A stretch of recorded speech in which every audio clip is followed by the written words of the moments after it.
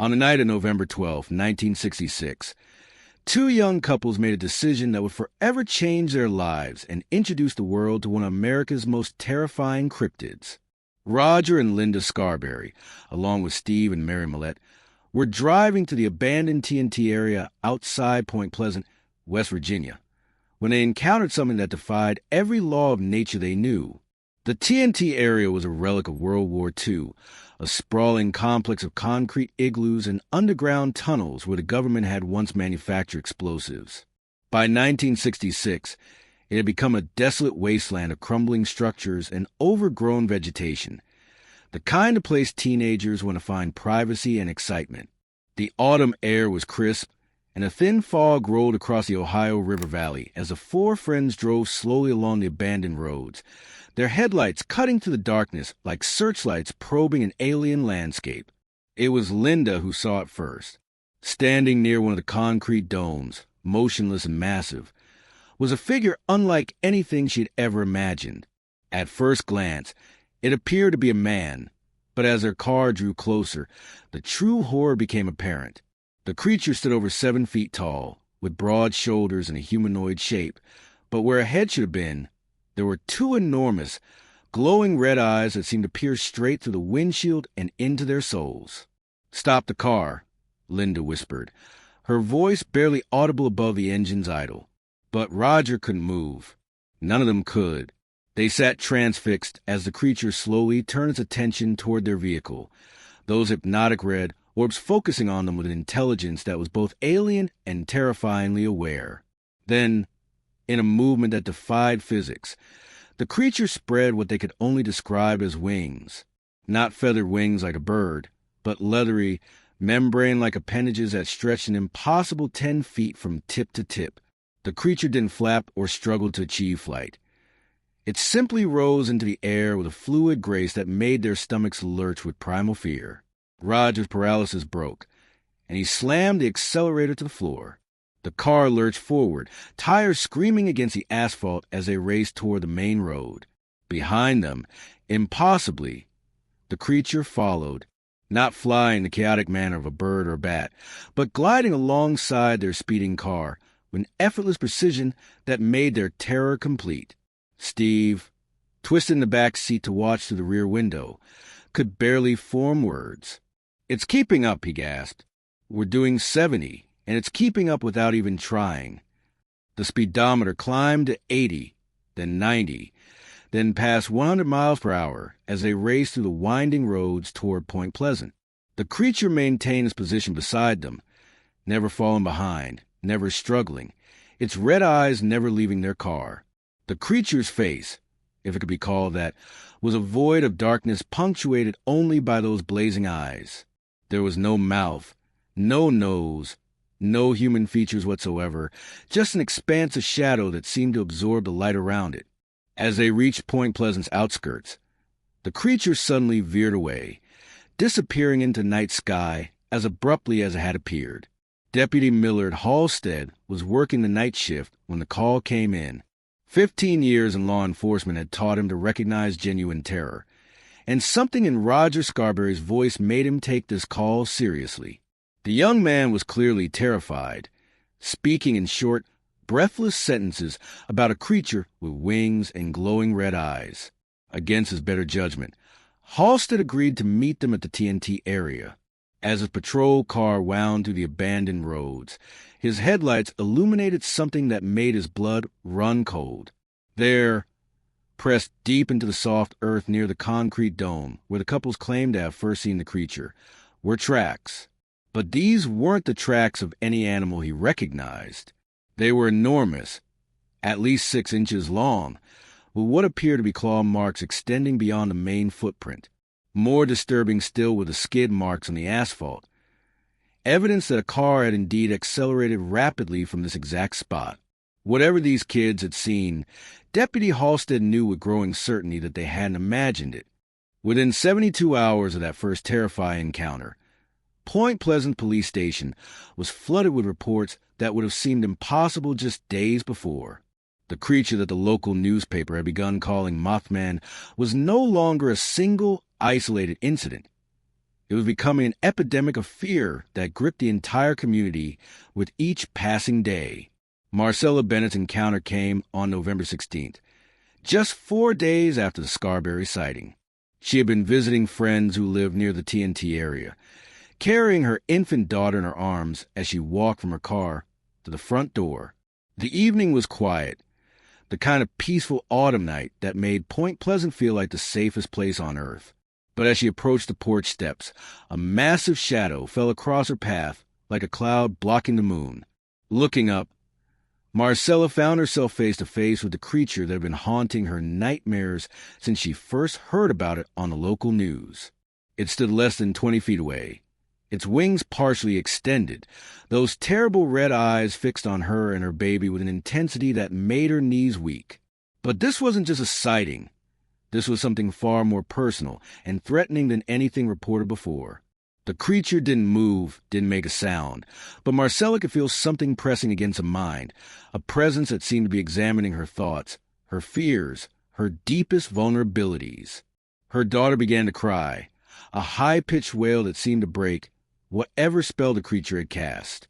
In that moment of distraction, Marcella stumbled, falling hard on the concrete steps and injuring her knee so severely that she would walk with a limp for the rest of her life. When she looked up again, the creature was gone, but the feeling of being watched, of being studied like a specimen under a microscope, lingered for hours afterward. She would later tell investigators that the injury to her knee was the least of her concerns.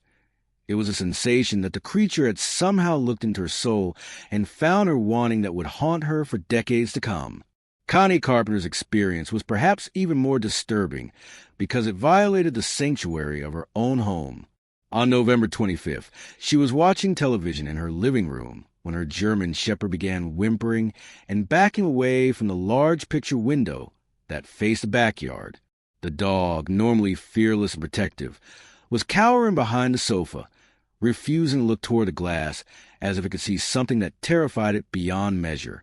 Connie approached the window cautiously, and what she saw there would become one of the most detailed and terrifying Mothman encounters on record. The creature was standing in her backyard, just beyond the reach of the porch light, but close enough that she could see every horrifying detail. Its body was muscular and humanoid, covering what appeared to be gray fur or feathers that seemed to absorb light rather than reflect it. The wings were folded against its back, but she could see they were massive, easily spanning the width of her entire backyard. But it was the eyes that trapped her. Those glowing red orbs weren't just bright. They seemed to pulse with malevolent intelligence, growing brighter and dimmer in a rhythm that matched her own heartbeat. For nearly 10 minutes, the creature stood there, never moving, never blinking, just watching her through the glass with an intensity that made her feel like prey being studied by a predator deciding when to strike. As autumn turned to winter, the sightings continued with increasing frequency and disturbing consistency. But perhaps the most terrifying development was the pattern that began to emerge among the witnesses. Many reported receiving strange phone calls in the days following their encounters. The calls would come at all hours, feature mechanical voices that seemed to know intimate details about the witnesses' lives, their families, their deepest fears. Ruth Foster, a local secretary who had spotted the creature near her workplace, received a call at 3 a.m. when mechanical voice described her sister's wedding dress in perfect detail. Despite the fact that her sister lived in California and the wedding had been postponed due to an illness that Ruth hadn't told anyone about, the voice then said something that would prove prophetic. The river will run red when the lights go out. As December approached, these cryptic warnings became more frequent and more specific.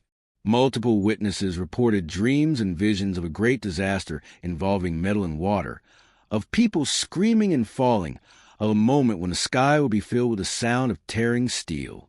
The creature, it seemed, wasn't just appearing randomly. It was trying to communicate something urgent, something terrible that was coming to Point Pleasant. What do you think is really happening so far? Share your theories in the comments. The final sighting of November came from Tom Urey, a traveling salesman who encountered the creature while driving across the Silver Bridge itself. As he reached the center span, the creature rose from the Ohio River below, water streaming from its wings as it flew alongside his car. For the first time, a witness reported that the creature seemed agitated, almost frantic, its red eyes blazing brighter than ever before. And for the first time, someone heard it make a sound, a low, mournful cry that seemed to echo with the weight of impending tragedy. John Keel arrived in Point Pleasant in late November 1966, drawn by newspaper reports that most paranormal investigators would have dismissed as mass hysteria or elaborate hoaxes. But Keel was different.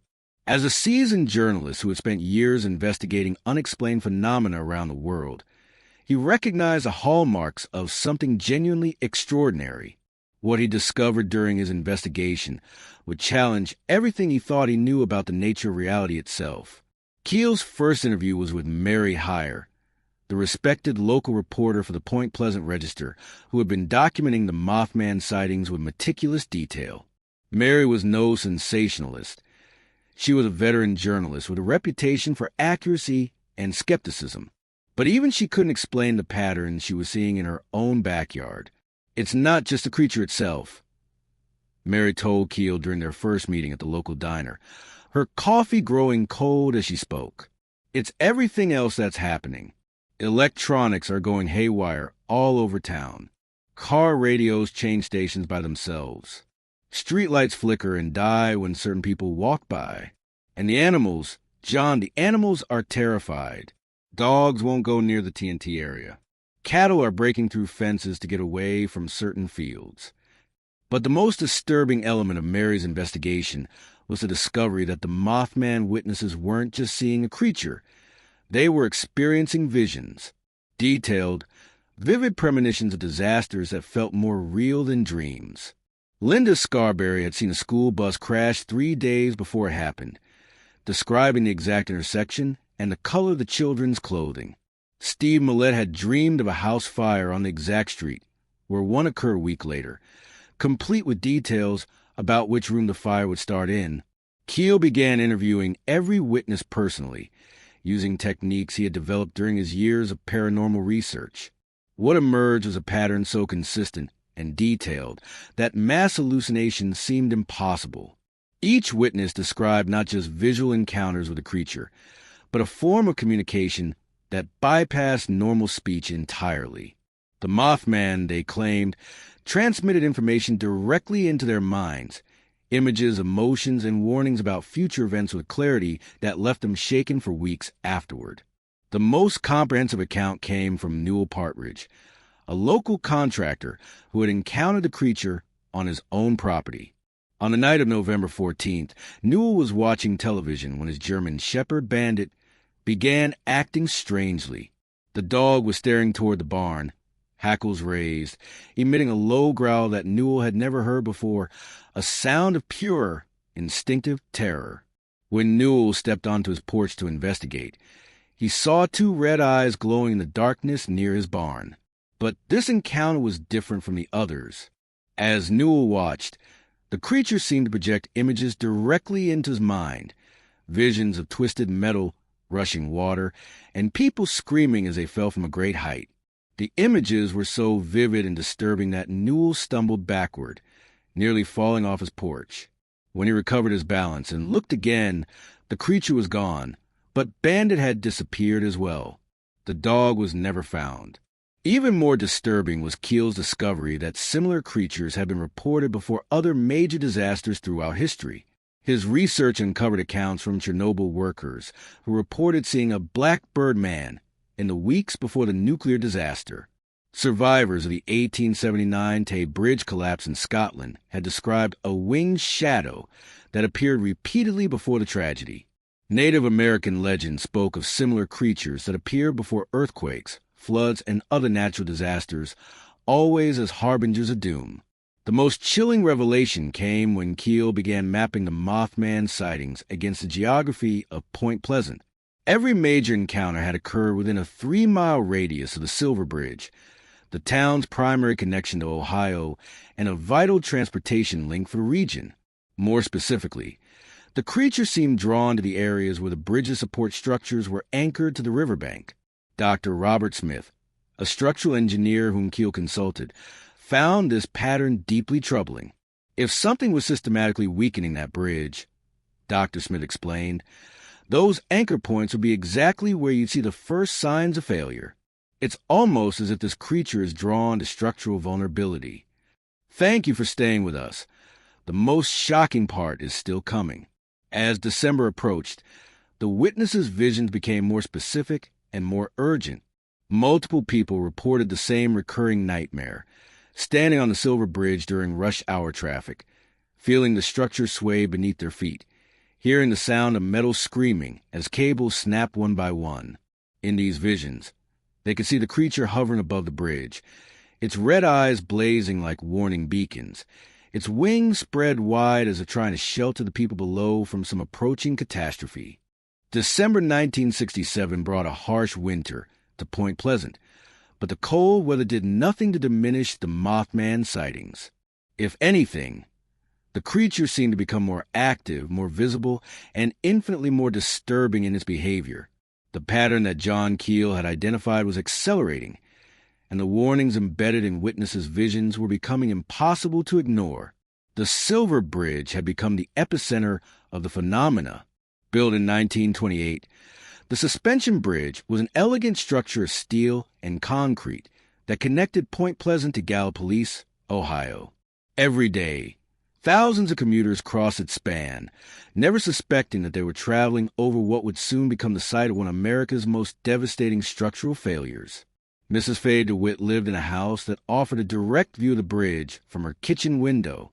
On the morning of December 1st, she was preparing breakfast when she heard a sound she would later describe as someone tapping on glass with a metal ring. The tapping was rhythmic, persistent, and seemed to be coming from her living room window that faced a backyard. When she investigated, Mrs. DeWitt found herself looking directly into the red eyes of the Mothman. The creature was hovering just outside her window, its massive wings beating silently as it maintained its position in the air.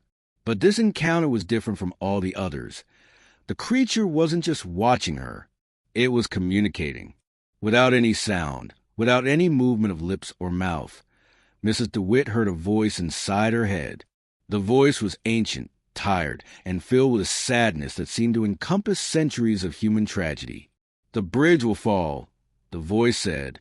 "When the Christmas lights shine brightest, the metal will fail. Warn them, make them understand."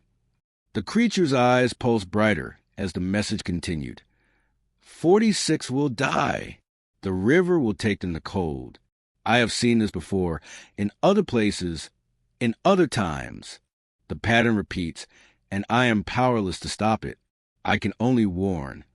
Mrs. DeWitt stumbled backward, her coffee cup shattering on the kitchen floor, and when she looked again, the creature was gone.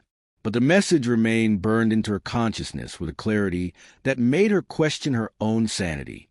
She called the police. She called a newspaper.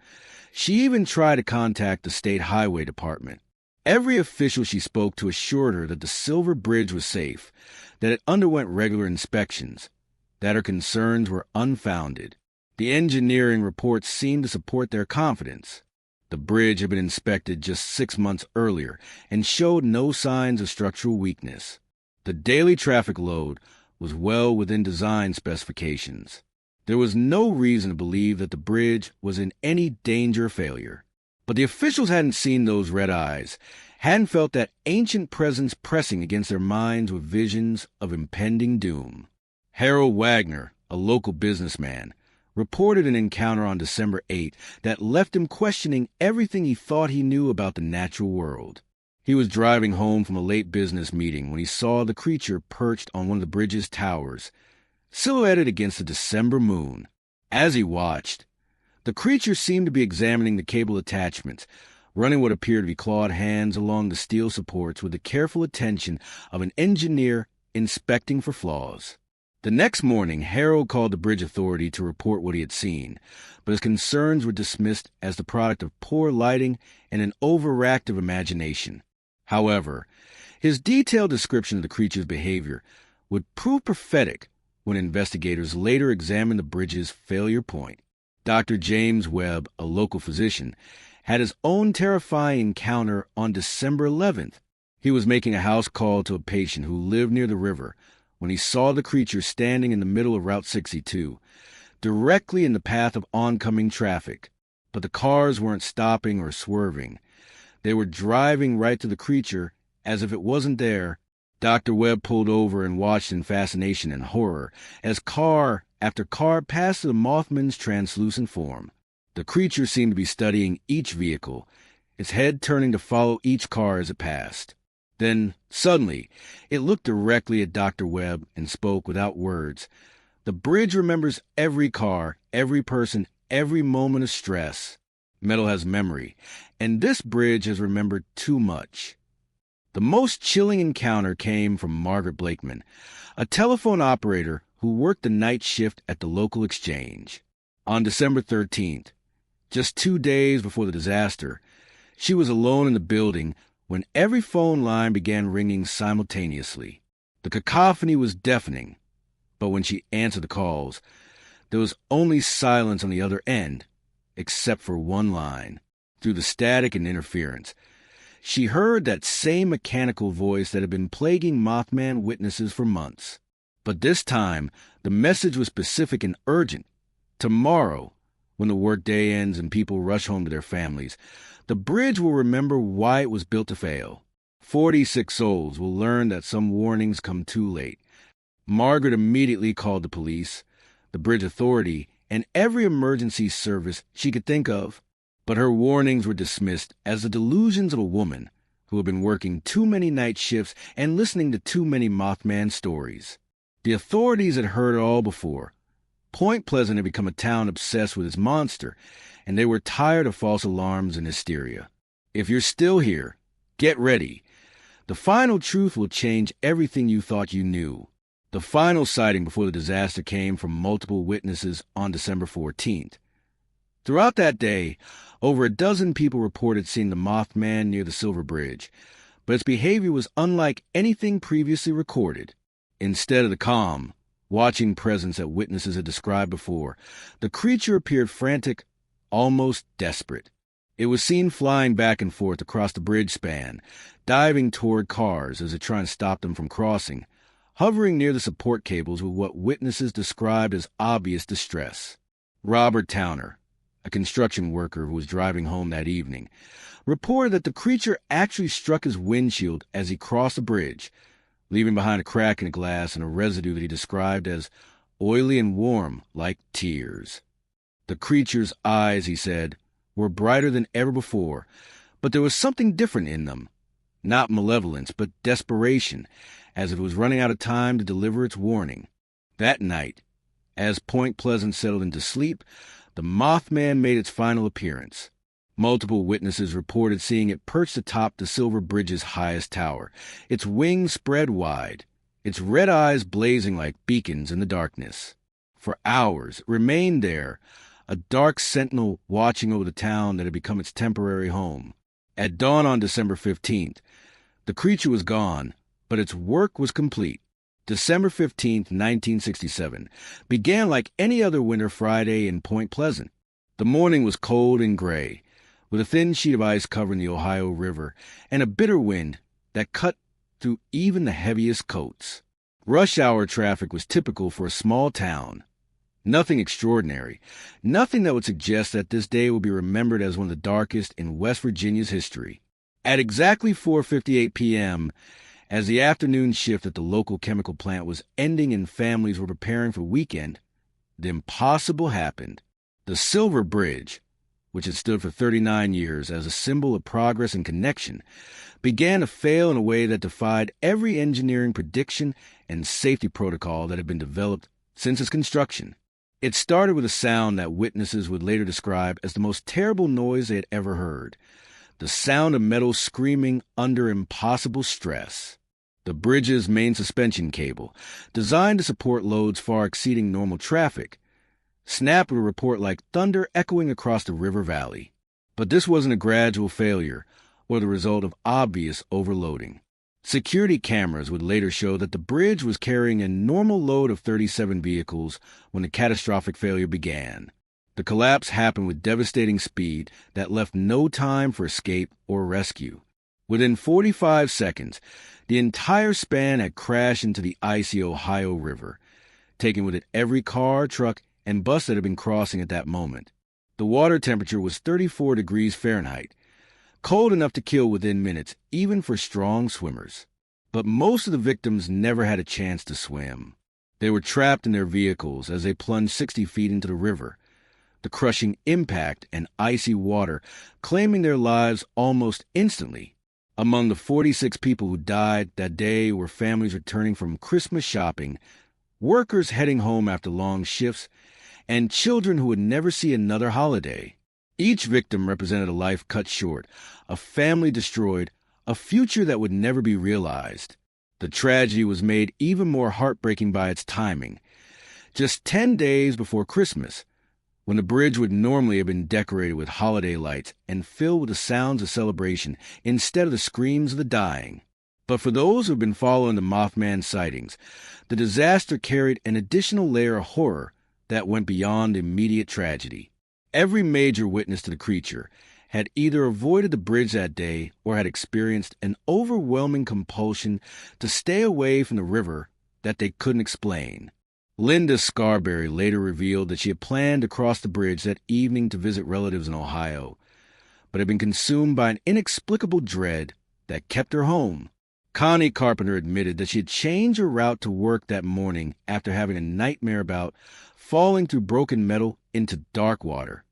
The dream had been so vivid and disturbing that she couldn't bring herself to drive anywhere near the bridge, even though it meant a significant detour that made her late for work. Most remarkably, Ruth Foster, who had received a prophetic phone call about the river running red, had been scheduled to attend a meeting on the Ohio side of the bridge that afternoon. But at the last moment, she had been overwhelmed by nausea and panic attacks that made it impossible for her to leave her house. She would later say that she felt as if an invisible force was physically preventing her from approaching the bridge. The investigation into bridge collapse revealed a failure that engineers are still studying today. The collapse was traced to a single eye-bar in the suspension chain, a piece of steel that had developed a microscopic crack that gradually grew until it could no longer support the load. But what baffled investigators was the timing and totality of the failure. The crack had been present for years, possibly decades, but had chosen that exact moment to reach critical failure. More disturbing was the discovery that the failure point was directly beneath the spot where multiple witnesses had reported seeing the Mothman perched on the bridge in the days before the collapse. Thermal imaging taken in the weeks following the disaster showed that the metal around the failure point had been subjected to temperatures far exceeding normal environmental conditions, as if intense heat had accelerated the steel's fatigue. John Keel's investigation took on new urgency after the bridge collapse. His interviews with survivors and witnesses' families revealed a pattern that sent chills down his spine. Every person who had encountered the Mothman had been warned, either through direct mental communication or through prophetic dreams, about the specific nature of the disaster. They had been given details about the time, the location, and even the number of victims with an accuracy that defied explanation. The final piece of the puzzle came from an unexpected source. In the days following the disaster, Keel received a package with no return address containing dozens of photographs taken by various witnesses throughout 1966 and 1967. The photos, when analyzed by experts, revealed something that had been missed in original investigations. In every image where the Mothman appeared near the Silver Bridge, there were subtle but unmistakable signs of structural stress visible in the bridge's cables and supports. The creature hadn't just been predicting the disaster. It had been documenting the bridge's gradual failure, trying to show anyone who would listen that the collapse was inevitable. The Mothman vanished from Point Pleasant immediately after the Silver Bridge collapse, never to be seen again in West Virginia. But for John Keel, the investigation was far from over. What he had discovered was not an isolated incident, but part of a larger pattern that stretched across centuries and continents, a pattern suggesting the Mothman was not a single creature, but something far more complex and terrifying. Keel's expanded research uncovered similar creatures before disasters throughout history. Reports of winged humanoids appeared before Mount Vesuvius's eruption, the Titanic sinking, and the 1906 San Francisco earthquake. The creature that terrorized Point Pleasant had apparently been busy throughout human history, appearing before catastrophes with the same mission: to warn those who would listen. Most disturbing was that Mothman appearances were becoming more frequent. Climate change, urbanization, and complex infrastructure seemed to provide more opportunities for the disasters that attracted the creature's attention. Keel documented sightings before Chernobyl, the Tacoma Narrows bridge collapse, and the Challenger explosion. The pattern was identical: mysterious phone calls, prophetic dreams, and sightings of winged creatures with glowing red eyes before disaster struck. Remarkably, in every case, those who encountered the creature directly were somehow spared, as if the Mothman's mission was not to cause disasters, but to save those sensitive enough to receive its warnings. The psychological impact on Point Pleasant was profound. Many witnesses left permanently, unable to cope with memories and survivor guilt. Linda Scarberry spent years in therapy. Those red eyes weren't evil. They were sad, like they had seen too much suffering. I think the Mothman was trying to save people, but we weren't smart enough to understand. Dr. Harrison's research into paranormal encounters led to groundbreaking work in precognitive trauma. His Mothman witness subjects showed remarkable consistency, enhanced intuitive abilities, electromagnetic sensitivity, and uncanny disaster sensing capabilities. Most disturbing was the discovery that several Point Pleasant witnesses continued receiving warnings about disasters elsewhere. Ruth Foster reported vivid dreams about 9/11 3 days before the attacks, complete with specific details. Connie Carpenter experienced premonitions about the 2004 Indian Ocean tsunami, so specific she attempted to contact international authorities, though her warnings were dismissed. Recent developments have been equally chilling. In 2019, witnesses in Ukraine reported Mothman-like creatures before Chernobyl exclusion zone fires. In 2020, similar beings were spotted in Australia during devastating bushfires. In 2023, Turkish residents reported red-eyed winged creatures days before the major earthquake. Each new sighting follows Point Pleasant's pattern: encounters with massive winged creatures, prophetic dreams among witnesses, strange calls containing impossible knowledge, and finally, the fulfillment of warnings through human tragedy. John Keel's final theory was perhaps most terrifying. The creature was a temporal observer existing across multiple timelines, capable of seeing consequences before they occurred. The Mothman doesn't cause disasters, Keel wrote. It observes patterns that lead to them. Human civilization creates stress points: bridges built too cheaply, nuclear plants cutting safety corners, cities in earthquake zones. The Mothman appears when these reach critical mass, not to cause failure, but to witness it and warn those who might listen. The most chilling aspect was Keel's conclusion about the creature's true purpose. I believe the Mothman is documenting our failures, recording every disaster as evidence of humanity's refusal to heed warnings. It appears before tragedies not as a cause, but as a witness to our stubborn march toward preventable catastrophes. Today, Point Pleasant has embraced its dark legacy with an annual Mothman festival and a 12-foot statue commemorating the creature. But for those who lived through the original encounters, the festivities feel hollow. They know the truth, that somewhere in the world, the Mothman is watching, waiting, preparing to deliver its next warning to a humanity that still refuses to listen. The creature's red eyes continue to burn in the darkness of our collective consciousness, a reminder that some warnings come not from our neighbors or our governments, but from beings that exist beyond our understanding of time and space. And as our world becomes more connected, more complex, and more vulnerable to catastrophic failure, we must ask ourselves, when a Mothman appears again, and it will appear again, will we finally have the wisdom to heed its warning? The bridge may have fallen, the 46 may have died, but the Mothman's work continues. Somewhere tonight, in a city none of us can imagine, red eyes are watching, ancient wings are spreading, and another warning is being delivered to those brave enough or foolish enough to listen. The question that haunts Point Pleasant to this day remains unanswered. Was a Mothman trying to save us, or was it simply documenting our inevitable destruction? Perhaps, in the end, the answer doesn't matter. What matters is that the warnings continue, the patterns repeat, and somewhere in the darkness, the Harbinger waits for its next opportunity to show humanity the price of ignoring the signs that surround us every day. And don't miss our next video. Subscribe to the channel and enter the placelet, and follow other stories so intriguing and frightening like this. Click on the screen to watch it now.